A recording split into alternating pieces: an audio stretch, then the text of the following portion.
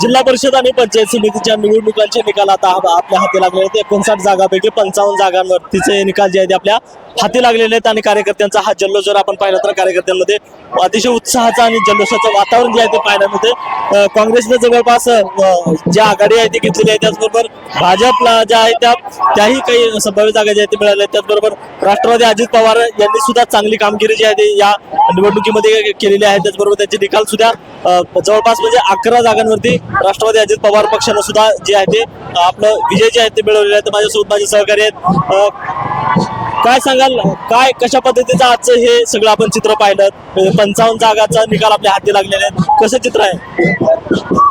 जिल्ह्याच्या मिनी विधानसभेसाठीचे मतमोजणी अंतिम टप्प्यात आली आहे. जवळपास 55 पैकी आपलं 59 पैकी 55 जागेचे निकाल जाहीर झालेले आहेत. त्यामध्ये काँग्रेस सध्या आघाडीवर आहे. जवळपास 20 जागा काँग्रेसने आपल्या ताब्यात घेतलेल्या आहेत. 18 जागेवर भाजपानं आघाडी घेतलेली आहे. 11 जागा शरद पवार आपल्या अजित पवार गटाच्या ताब्यात आहेत.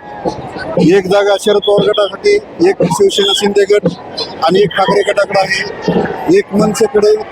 तर जवळपास 2 जागाही अपक्ष निवडून आले आहेत. त्याच्यामुळे सत्तेचं गणित थोडं कठीण दिसतंय दोन्हीही, राष्ट्रवादी आणि आपलं भाजप आणि काँग्रेससाठी. कुणाला तरी राष्ट्रवादीला सोबत घेऊन सत्ता करायला लागणार आहे. जर पाहिलं तर या 55 जागांचे निकाल जे आहेत आता आपल्या हाती लागलेले आहेत.